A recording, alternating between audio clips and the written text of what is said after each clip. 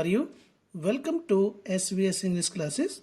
We are here to start video number 5 from the lesson Lost Spring. खोया हुआ बसंत। इस video number 5 में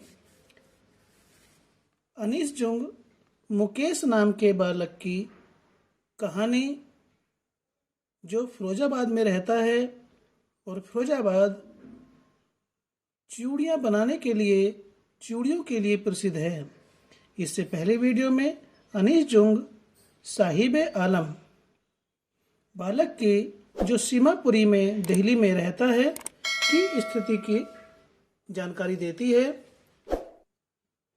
तो आइए शुरू करते हैं मुकेश के बारे में, जो फिरोजाबाद में रहता है, चूड़ियों के शहर में। I want to drive a car. मैं कार चलाना चाहता हूँ, ये मुकेश कहता है।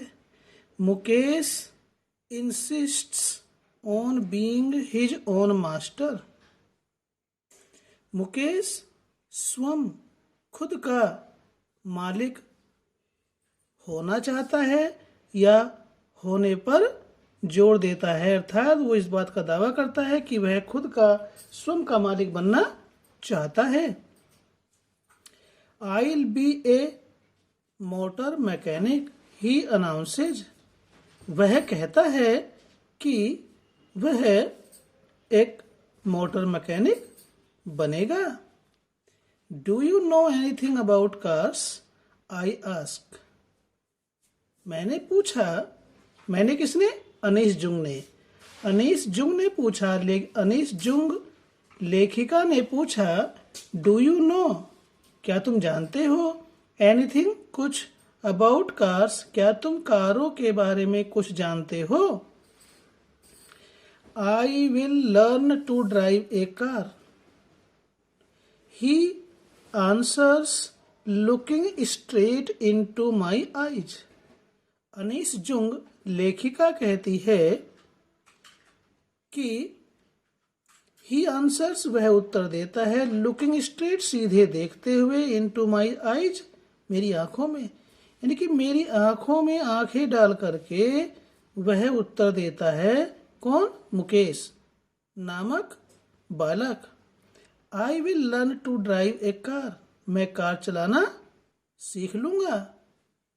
His dream looms like a mirage amidst the dust of streets that fill his town, Firozabad, famous for its bangles।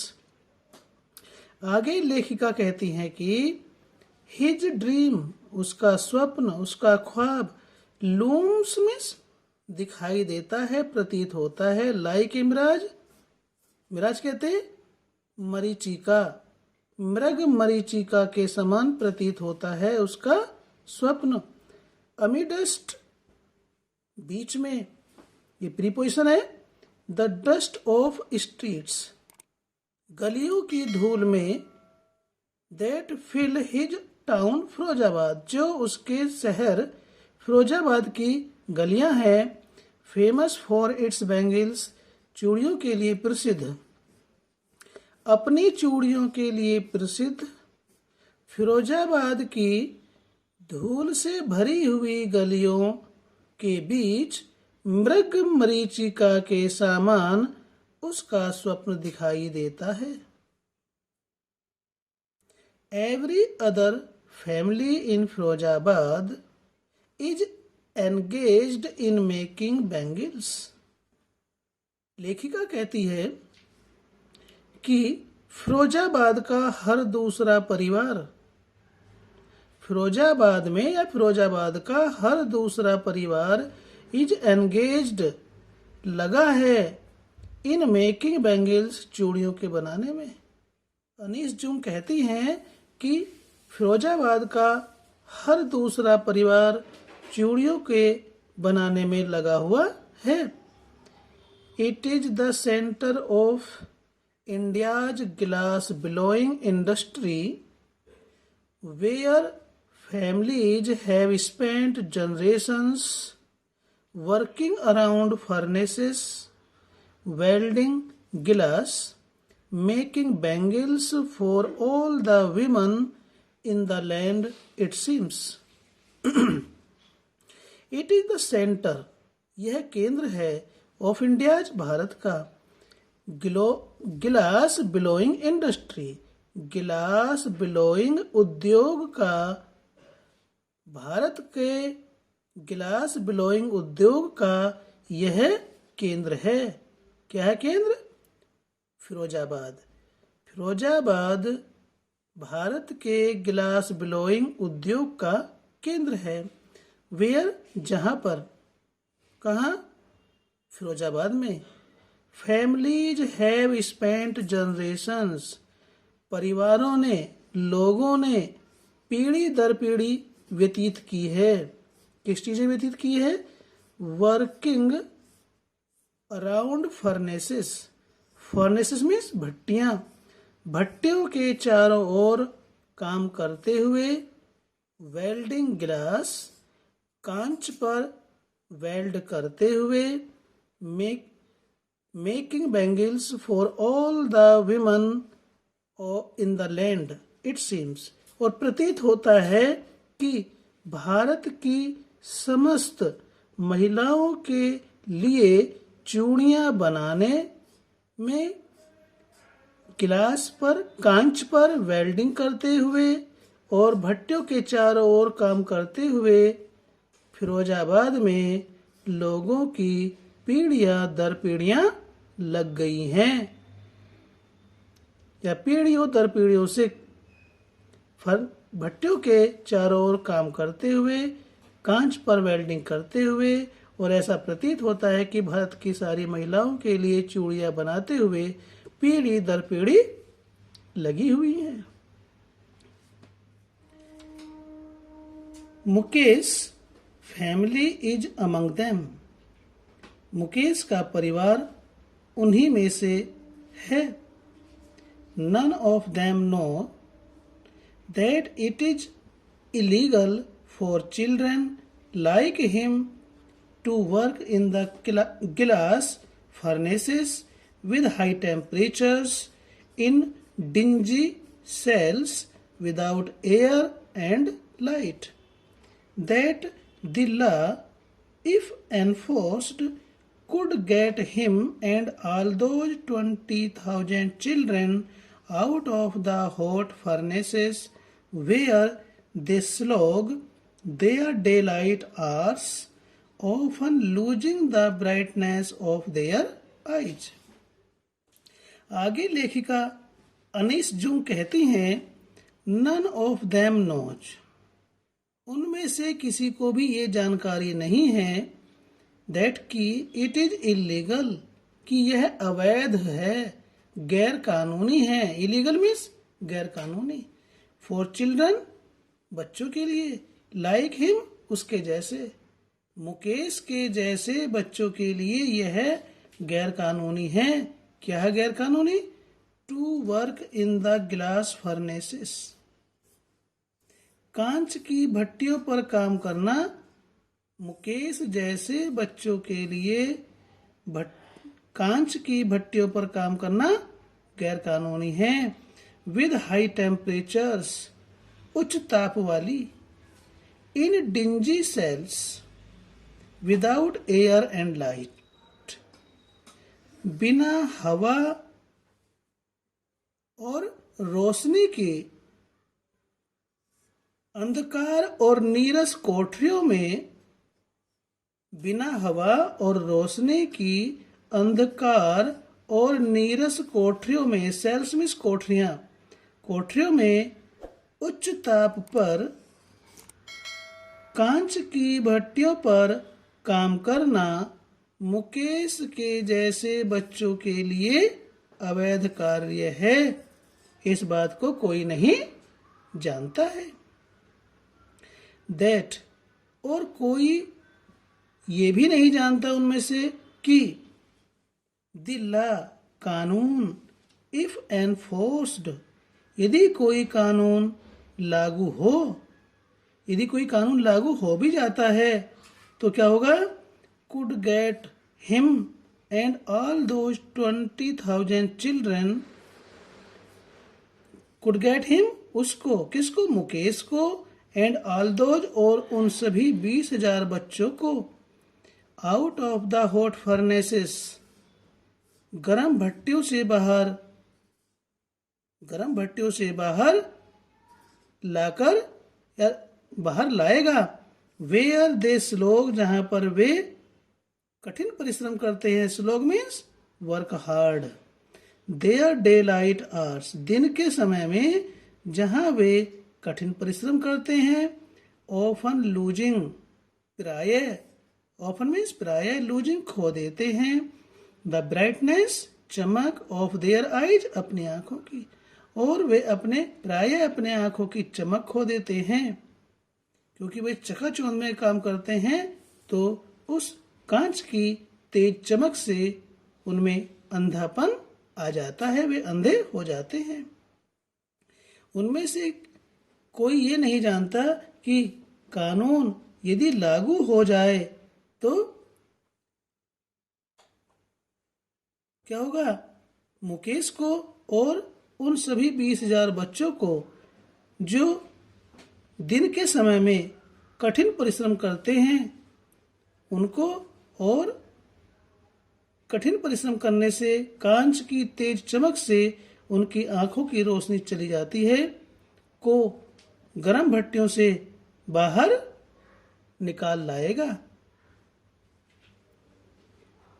Mukesh eyes beam, आगे लेखिका कहती है Mukesh eyes beam as he volunteers to take me home, which he proudly says is being rebuilt. As he volunteers to take me home, as, जब या जैसे ही, he volunteers to take me home, जैसे ही वह मुझे स्वेच्छा से अपने घर ले जाता है। तो क्या होता है? कौन ले जाता है? मुकेश। जैसे ही मुकेश लेखिका को अपने घर स्वेच्छा से ले जाता है तो क्या होता है? मुकेश आइज बीम, उसकी आंखें चमकती हैं, उसकी आंखों में खुशी दिखाई देती है। आंखें चमकने का अर्थ है कि उसे प्रसन्नता होती है जब वह लेखिका को अपने घर ले जाता है। Which he proudly says is being rebuilt, और वह गर्व से कहता है, ही प्राउडली सेज, वह गर्व से कहता है, विच इज बीइंग रिबिल्ट, कि उसका घर का पुनः निर्माण हो रहा है। इस बात को वह गर्व से कहता है लेखिका से कि उसके घर का पुनः निर्माण हो रहा है। We walk down stinking lanes choked with garbage, आगे लेखिका कहती है कि वी वॉक डाउन, हम नीचे उतरे, स्टिंकिंग लेन्स, बदबूदार गलियों में, लेन्स मीन्स गली, स्टिंकिंग बदबूदार, हम बदबूदार यानी कि हम उन गलियों में जो जिनमें से बदबू आ रही थी, choked with garbage, choked means अवरुद्ध, जो कूड़े करकट से, कचरे से, कबाड़ से अवरुद्ध थी, में उतरे। पेस्ट होम्स, और उन घरों से होते हुए गए, उन घरों से गुजरे, that remain Havells with crumbling walls, जो छोटे और सामान्य तरीके से, मामूली तरीके से बने हुए थे, विद क्रम्बलिंग वॉल्स, और उनकी दीवारें जर्जर हो रही थी, टूट रही थी, ढह रही थी। वॉबली डोर्स, और उनके दरवाजे आगे पीछे डगमगा रहे थे। वॉबली मीन्स डगमगाते हुए, डोर्स दरवाजे, यानी कि उनके घरों के दरवाजे आगे पीछे डगमगा रहे थे। नो विंडोज, उनके घरों में कोई खिड़कियां भी नहीं थी। Crowded with families of humans and animals को एग्जिस्टिंग इन ए प्राइमवल स्टेट। आगे लेखिका कहती हैं कि आदिम स्थिति में, प्राइमवल स्टेट, इन ए प्राइमवल स्टेट का मीनिंग है आदिम स्थिति में पुरुष, फैमिलीज ऑफ ह्यूमंस, पुरुष या व्यक्ति और पशु कोएग्जिस्टिंग, समान रूप से रह रहे थे। आदिम स्थिति में लोग और पशु एक साथ रह रहे थे। जैसे आदिकाल में पशु और व्यक्ति एक साथ रहते थे, उसी प्रकार से इन छोटे और मामूली घरों में पशु और व्यक्ति एक साथ रह रहे थे। He stops at the door of one such house. वह स्टॉप्स रुकता है, एट द डोर दरवाजे पर, ऑफ वन सच हाउस ऐसे एक घर के दरवाजे पर वह रुक जाता है।